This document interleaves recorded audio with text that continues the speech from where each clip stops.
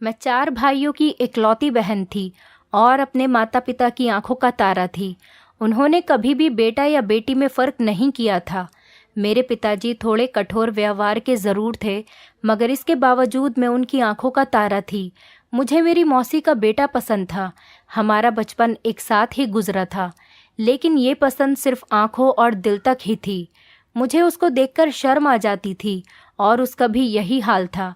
समय बीतता गया और हम जवान हो गए। मेरे पिताजी अक्सर मुझसे कहते थे कि बेटियां बाप की पगड़ी होती हैं। मैं उस समय तो ये बात नहीं समझ पाई। अब जब याद आती है तो सोचती हूँ कि पिताजी की बात में कितनी गहराई थी। बेटियां सब एक जैसी होती हैं, लेकिन मेरी किस्मत में जो बेटी लिखी थी वो मुझ जैसी क्यों न बन सकी। कहीं मुझसे ही तो कोई कमी नहीं रह गई उसकी परवरिश में। शायद सारी गलती मेरी थी। मैंने तो अपने माता पिता का कभी भी दिल नहीं दुखाया था। हमेशा उनकी आज्ञा का पालन किया था, उनके हुक्म के आगे सर झुकाया था। फिर मेरे साथ ही ऐसा क्यों हुआ? मैं ऋषि को पसंद करती थी। मेरा ये कजिन मेरी माँ की बहन का बेटा था। ऋषि बहुत ही अच्छा और शरीफ लड़का था। उसने मुझसे कभी भी कुछ भी ऐसा नहीं कहा था कि मैं उसके बारे में कुछ गलत सोचती या फिर बगावत पर उतर आती। मैं अपने माता पिता की शादी के 10 साल बाद पैदा हुई थी। 3 बेटों के बाद जब बेटी घर में लक्ष्मी बनकर आई थी, तब पिताजी अक्सर उस लक्ष्मी से मुंह फेर लेते थे, मगर माँ बाहों में समेट लेती थी। मेरी माँ के 3 बेटे थे। बेटी न होने की वजह से मेरी माँ को बेटी की बहुत चाहत थी। जब भी माँ छोटी बच्चियों को खेलता देखती तो माँ का दिल चाहता कि उनकी भी एक बेटी हो, जिसे वो अपने हाथों से सजाएं, अच्छे अच्छे कपड़े पहनाएं और वो उनके साथ खेले। माएँ तो बेटियों को चाहा करती हैं। मेरी माँ को भी बेटी ही चाहिए थी और हमेशा मेरी माँ पूजा पाठ में लगी रहती, प्रार्थना करती कि मुझे एक बेटी और मिल जाए। और भगवान ने मेरी माँ की प्रार्थना सुन ली और फिर मैं पैदा हुई। पिताजी को एक बेटे की चाहत और थी, लेकिन धीरे धीरे मेरी चाहत ने उनके दिल में जगह बना ही ली। आज मैं खुद अपने पिताजी की लाडली थी। वो मेरे नखरे उठाते नहीं थकते थे। यही कारण था कि मैं लापरवाह हो गई। ऋषि मेरी मौसी का बेटा था। वो अक्सर मेरे भाई से मिलने के लिए आता रहता था। मेरा भाई आयुष उसका क्लास फेलो था, लेकिन ऋषि तो मेरे दिल में अपनी जगह बना चुका था।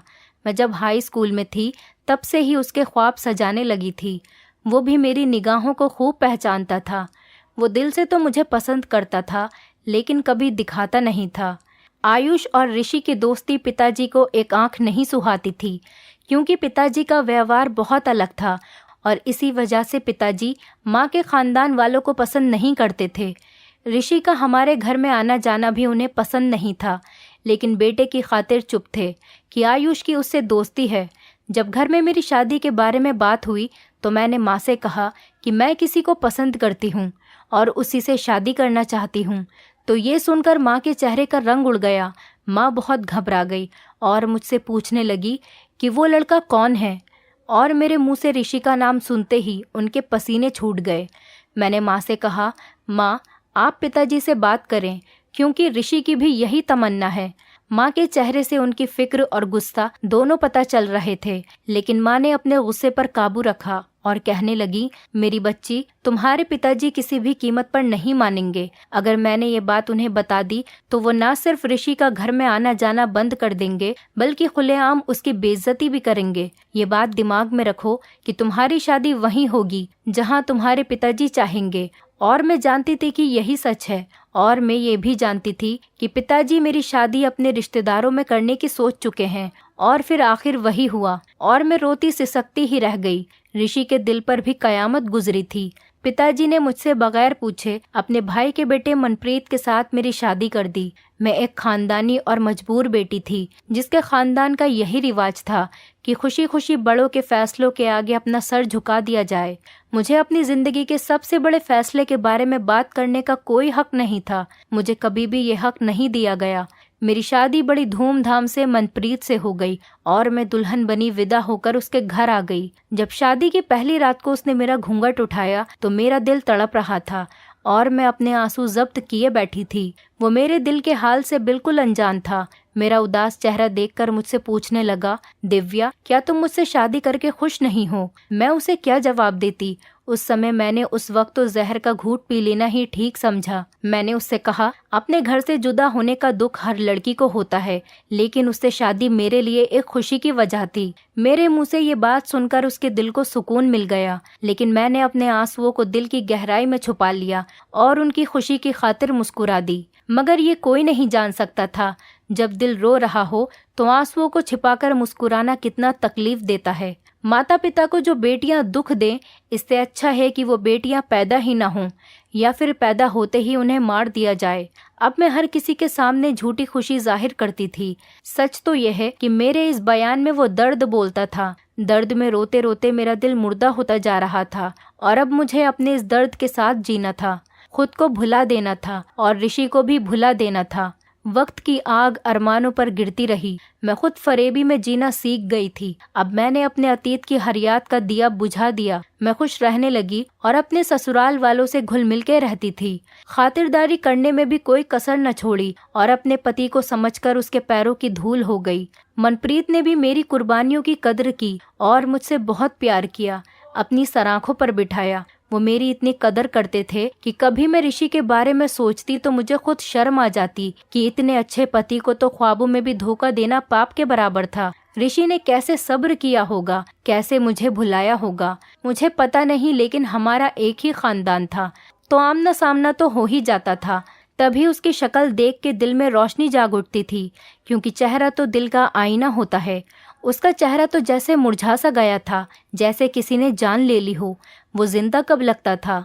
ऐसा लगता था जैसे कोई मरा हुआ व्यक्ति जिंदा लोगों में चल फिर रहा हो। मैं ऋषि के दिल का हाल अच्छी तरह समझती थी, लेकिन मैं ऋषि की तरफ नहीं गई ताकि वो कहीं गलत फहमी का शिकार न हो जाए। ऐसा न हो कि उसका सोया हुआ दर्द जाग उठे और इस तूफान को तबाही के किनारे तक न ले जाए। और जब एक औरत माँ बन जाती है तो वो अपने बच्चों की खातिर अपने आप को और पूरी दुनिया को भुला देती है। मैं अब 3 बच्चों की माँ बन चुकी थी। ममता ने मुझे मेरे अतीत की यादों से बहुत दूर ले जाकर फेंका था। अब बस मैं थी और मेरे प्यारे बच्चे थे। उनकी मोहब्बत और उनकी परवरिश में लग गई थी। मैं 3 बेटों की माँ बन चुकी थी। मेरे पति की यही आरजू थी कि एक बेटा और हो और हम 4 बेटों के माता पिता बन जाएं। बच्चे पालना कोई आसान काम नहीं होता। गुजरते वक्त के साथ अब मैं थकने लगी थी। मैं चाहती थी एक बेटी हो जाए। 4 बच्चे बहुत हैं। ऊपर वाले से यही गुजारिश करती थी कि इस बार बेटी ही देना। मुझे बेटी की बड़ी हसरत थी, क्योंकि मेरी कोई बहन नहीं थी और एक माँ बेटी के बगैर पूरी नहीं होती। मैंने भी बड़ी दुआओं से बेटी को पाया था। अपने भगवान से गिड़गिड़ाकर रो रो कर प्रार्थना करती थी। हर वक्त पूजा पाठ में लगी रहती थी और इस बार मेरी गोद में वो लक्ष्मी आ गई थी, जिसको पाकर मेरे दिल को करार आ गया था। मैंने उसका नाम पूजा रखा, मगर पूजा जब बड़ी हो गई मैं उसे गुड़िया बुलाती थी। वो मेरी आंखों की ठंडक थी। उसे देख देख कर मैं जीती थी। बेटों की मोहब्बत भी उसके सामने कम थी। मैं उस गुड़िया को हर समय सजाए रखती थी। वक्त के साथ साथ वो बड़ी हो गई, उसका रंग निखरता गया। वो मेरी हमशक्ल थी। मुझे उसमें अपना अक्स दिखाई देने लगा, लेकिन वो मुझसे भी ज्यादा सुंदर थी। मेरी जवानी की तस्वीर थी। वो उन दिनों 9वीं कक्षा में थी जब मेरे मौसी के घर से उनकी बेटी की शादी का बुलावा आया और मौसी और मौसा जी खुद हमारे घर बुलावा देने के लिए आए थे और कहने लगे कि हम उनकी बेटी माही की शादी में जरूर शामिल हों। मैंने बहुत मना किया पर वो नहीं माने। तब मेरे पति ने कहा कि ऐसी भी जिद अच्छी नहीं, आखिर वो तुम्हारी मौसी हैं। इतनी उम्र होने के बाद भी वो तुम्हें बुलाने के लिए आई हैं। उनकी खुशी में शामिल होने में क्या हर्ज है। अपने पति के ज्यादा कहने पर मैं मना कैसे करती। हम उसकी शादी में चले गए। ये ऋषि का घर था और उसकी सबसे छोटी बहन की शादी थी। मैं ऋषि के घर नहीं जाना चाहती थी, उसका सामना नहीं करना चाहती थी। मेरे अंदर एक चोर छुपा बैठा था। मैं डरती थी कि ऋषि के सामने कैसे जाऊंगी, कहीं फिर से मेरी आंखें चार न हो जाएं, मेरे दिल के किसी कोने में सोई मोहब्बत न जाग उठे। कुछ लोग अपनी मोहब्बत को एक किस्सा समझकर भुला देते हैं, लेकिन कुछ के दिल में पत्थर पर लकीर बन जाती है, जिसको मिटाना किसी के बस की बात नहीं होती। मेरा दिल पत्थर का हो चुका था, लेकिन लकीर मिटाने के लिए शायद बहुत जन्म लग जाते। शादी वाले दिन मैं ऐसी जगह बैठी जहां से वो मुझे दिखाई न दे। मेरा दिल बहुत ज्यादा घबरा रहा था। मैं उससे बच रही थी तभी मुझे उसकी एक झलक नजर आ गई। वो बहाने बहाने से आंगन में आता जाता रहता। उसकी आंखें मुझे ही ढूंढ रही थी। अचानक वो मेरे सामने आकर बैठ गया और कहने लगा, नमस्ते कहने में तो कोई हर्ज नहीं है। मैं जवाब देने ही वाली थी कि वहां मेरी बेटी आकर बैठ गई और पूछने लगी कि माँ, ये अंकल कौन है। इस पर मैंने उसे बताया कि ये उसके मामू हैं और इनका नाम ऋषि है। उसने ऋषि को नमस्ते किया और फिर वो वहां से उठकर चली गई जहां उसकी उम्र के और बच्चे खेल रहे थे, और ऋषि तो जाने का नाम ही नहीं ले रहा था। मैं घबराने लगी और कहा कि ऋषि, अब तुम यहाँ से चले जाओ, यहाँ क्यों बैठे हो। तो ये सुनकर ऋषि मुझसे कहने लगा कि 10 साल बाद मैंने तुम्हें देखा है, मैंने तुम्हारा कितना इंतजार किया है, तुम्हारी एक झलक देखने का, और अभी तुम जाने का कह रही हो। उसके मुंह से ये बात सुनकर मेरा दिल जोर जोर से धड़कने लगा। मैं कांप गई और बोली कि ऋषि, ऐसी बातें ना करो, भुला दो वो वक्त जो अतीत में गुम हो चुका है। तो ऋषि कहने लगा, वो गुम नहीं हुआ, मैंने उस समय को अपने सीने से लगा रखा है। जानती हो, इतने साल मैंने कैसे काटे हैं, मर मर कर जिया हूँ और जी जी कर मरता हूँ। मुझे गौर से देखो, अब मैं क्या तुमको जिंदा नजर आ रहा हूँ। ये सुनकर मैंने ऋषि से कहा कि पुरानी बातें भूल जाओ, हम जैसे हैं जहाँ हैं भगवान की मर्जी से हैं, हम ऐसे ही ठीक हैं। तो ऋषि कहने लगा, मगर मैं तो ठीक नहीं हूँ। देखो, मैंने अभी तक तुम्हारी खातिर शादी नहीं की, अगर ठीक होता तो अपना घर बसा लेता। उसकी बातों से मैंने सोचा कि मैं ही उठकर जाती हूँ यहाँ से। अगर किसी ने बातें सुन ली तो मेरी दुनिया में तो भूकंप ही आ जाएगा। मैं वहाँ से उठकर आंगन में बैठ गई। सभी शादी की तैयारियों में खोए हुए थे। मुझे कुछ समझ नहीं आ रहा था कि किधर जाकर बैठूं, तो मैं छत पर चली गई। सोचा कि थोड़ी देर छत पर जाकर सांस ले लेती हूँ। जब ऋषि घर से बाहर चला जाएगा तो नीचे चली जाऊंगी। मुझे नहीं पता था कि मेरी बेटी ने मुझे छत पर जाते हुए देख लिया है। वो अपने काम में व्यस्त थी, मेरे पीछे नहीं आई, लेकिन ऋषि ने मेरा पीछा किया। उसने मुझे छत पर जाते हुए देख लिया था। थोड़ी देर के बाद वो भी छत पर आ गया। उसने कहा, शुक्र है कि तुम यहाँ आ गई हो, थोड़ी देर ही सही, हम एक दूसरे से खुलकर बात तो कर लेंगे। यहाँ हमें कोई देखेगा भी नहीं और तुम्हें डर भी नहीं होगा किसी का। वो मेरे करीब चारपाई पर आकर बैठ गया और मेरा हाथ अपने हाथ में लेकर बोला, इन हाथों ने मुझे कभी जुदा न होने का वादा किया था और आज ये हाथ किसी और की मिल्कियत है। किसी और के हाथों को उन्होंने मजबूती से थाम लिया है और मुझे बीच रास्ते में छोड़ दिया। बताओ, इस बेवफाई का गिला किससे करूं? क्या ये मेरे साथ नाइंसाफी नहीं? तुम्हारे बगैर जीना पड़ रहा है, जबकि तुम्हारे बगैर सांस लेना भी मुश्किल है। मैं ऋषि के हाथों से हाथ छुड़ा न पाई थी, उसकी बातों का जवाब नहीं दे पाई थी कि अचानक ही मुझे वहाँ किसी के होने का एहसास हुआ। मैंने मुड़कर देखा तो मेरी बेटी खड़ी थी। वो हैरान निगाहों से अपनी माँ और उसके अतीत को देख रही थी। उसने ऋषि का एक एक शब्द सुन लिया था और अब वो मुझसे बहुत दूर जा चुकी थी। काश कि मैं जो कहना चाहती थी वो भी अपने कानों से सुन सकती। ऋषि का हाथ छुड़ाकर यही कहने वाली थी कि अब मैं शादीशुदा औरत हूँ और ये तुम्हारी मेरी आखिरी मुलाकात है। अब दोबारा मुझसे मिलने की कभी कोशिश भी मत करना और ना ही मुझसे कोई उम्मीद रखना, और अब तुम यहाँ से चले जाओ। ये शब्द तो मेरे मुंह में ही रह गए। पूजा रोती हुई नीचे भाग गई थी और मैं पत्थर की मूर्ति बन गई थी। हमने कुछ गलत नहीं किया था और ना ही कुछ गलत करने का इरादा था। मैं इसीलिए शादी में नहीं आना चाहती थी। मैं तो एक झलक ऋषि को देखना भी नहीं चाहती थी। एक औरत को घर में बच्चों से जैसी मोहब्बत होती है, मुझे उससे कई गुना बढ़कर थी कि मनप्रीत मेरा ख्याल रखते हैं, मेरी इज्जत करते थे। उन्होंने कभी भी मुझे शिकायत का कोई मौका नहीं दिया, इसीलिए मैं भी उनको कभी शिकायत का मौका नहीं देना चाहती थी। वो मेरे लिए वफादार थे, मैं भी उनकी वफादार पत्नी थी। ऋषि की मुलाकात का किसी को पता नहीं था। जिस छत पर उस रोज 2 बातें उसने मुझसे की थी, लेकिन पूजा के दिल में शक पड़ गया। उसने जो कुछ भी सुना वो मेरे रिश्ते को दुखी करने के लिए काफी था। वो मुझसे नफरत करने लगी थी, मुझे बुरी औरत समझने लगी और उसके बाद उसने पूरी बगावत कर डाली। अब पूजा मुझसे सीधे मुंह बात भी नहीं करती। अगर मेरी बात का जवाब देना पड़ जाता तो गुस्से से जवाब देती थी। शुरू में उसका बर्ताव मेरे साथ ऐसा था कि मैं उसकी बातें सुनकर बहुत शर्मिंदा हो जाती। मैं उसे मनाने की बहुत कोशिश करती, लेकिन फिर वो निडर होती गई। मेरी आंखों में आंखें डालकर बात करने लगी, कठोर शब्द कहकर मेरे दिल को जख्मी करती थी। एक ऐसा समय भी आ गया जब वो गलत रास्ते की तरफ चल पड़ी। मैं माँ थी, उसकी भलाई चाहती थी, लेकिन वो मेरी हर बात के जवाब में कहती, मुझे क्या नसीहत करती हो, पहले खुद को तो सुधार लो। 4 जवान बच्चों की माँ अपने आशिक से छुप छुप कर छत पर मुलाकातें करती है, तो फिर मुझे किस बात से रोक रही हो? जो मेरा दिल चाहेगा मैं वही करूँगी। ज्यादा रुकावट डाली तो मैं अपने पिता से सब कुछ कह दूंगी। बेटी के मुंह से इस तरीके की बातें सुनकर मेरा दिल फट गया, लेकिन वो जवान और मुंहफट थी, जिसकी जवानी ने मुझे कमजोर करना शुरू कर दिया। मेरी बेटी गलत राह पर चल पड़ी। वो पड़ोस के एक आवारा लड़के रोहित से मिलने लगी। उसके साथ फोन पर मेरे सामने बेहुदा बातें करती और मैं उसको रोक नहीं पाती। अगर रोकती तो वो मुझे आंखें निकाल कर दिखाती और कहती कि मेरी जो मर्जी मैं वही करूंगी, तुम मुझे रोक नहीं सकती। अगर रोकने की कोशिश भी की तो मैं पिताजी को सब कुछ बता दूंगी कि तुम्हारा ऋषि के साथ क्या रिश्ता है। फिर पूछूंगी कि कैसा लगता है किसी पर रोक टोक करना। मेरे पास इसकी बातों का कोई जवाब नहीं था। मैंने प्यार से समझाना चाहा तो उसने मुझे ही धकेल कर पीछे कर दिया। मैंने गुस्सा दिखाया तो उसने भी मुझे डराया धमकाया। मैं किसी भी तरह उसे समझा नहीं सकी और हर बार वो यही कहती कि पिताजी को और तुम्हारे तीनों बेटों को तुम्हारे अतीत की पूरी कहानी सुना दूंगी। पिताजी और भाई सब तुमसे नफरत करेंगे। मैं तो उसकी बातें सुनकर हैरान थी। यही सोचती ये सब कैसे हो गया। और ये वही पूजा है जो इज्जत से पुकारती थी, कोई सवाल नहीं करती थी, मुझसे मोहब्बत करती थी, और आज क्या से क्या हो गया।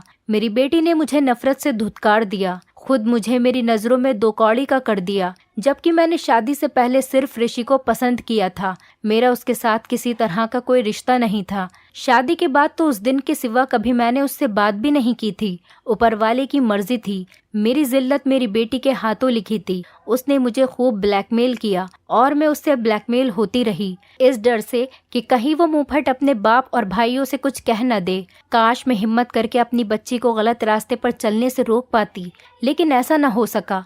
वो रात को दीवार कूदकर पड़ोसी रोहित के घर चली जाती। दोनों छत पर साथ रहते थे। पूजा ने इंतकाम की आग में अपना बहुत बड़ा नुकसान कर लिया कि हम रुसवाई के दरवाजे पर आ खड़े हुए। हमारी इज्जत, नाम और सभी कुछ दांव पर लगा था।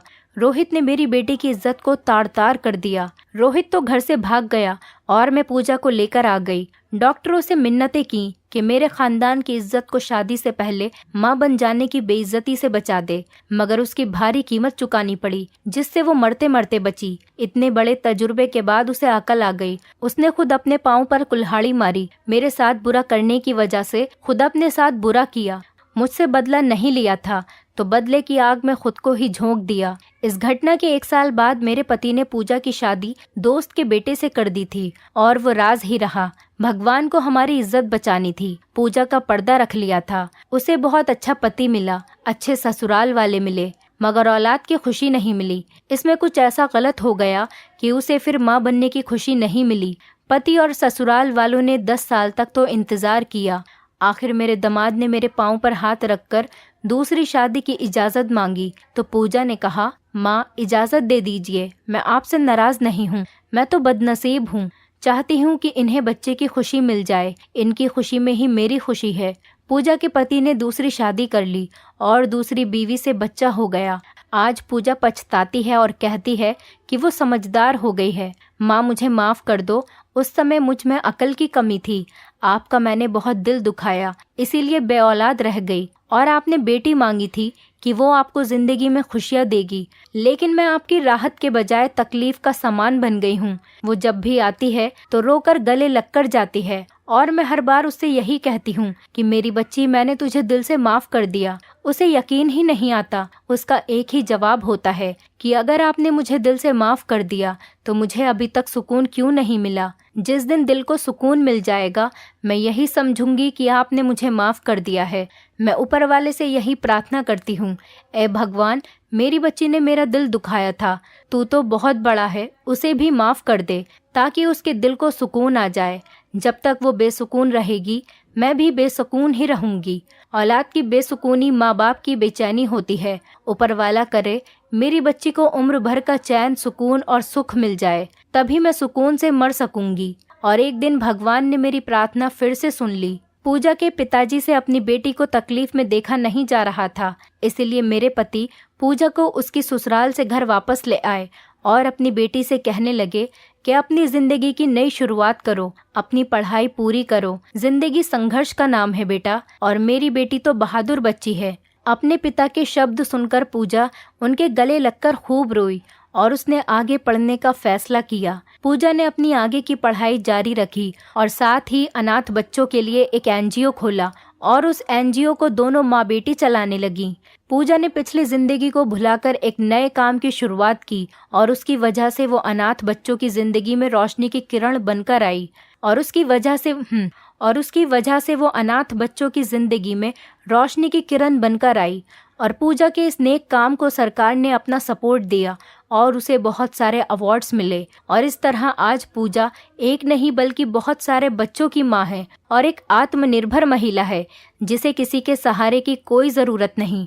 दोस्तों, उम्मीद करती हूँ आपको हमारी कहानी पसंद आई होगी। कहानी पसंद आई है तो वीडियो को लाइक करें, चैनल पर नए हैं तो चैनल को सब्सक्राइब करें और हाँ, नोटिफिकेशन बेल को ज़रूर दबाएं ताकि अगली अपडेट सबसे पहले आपको मिले।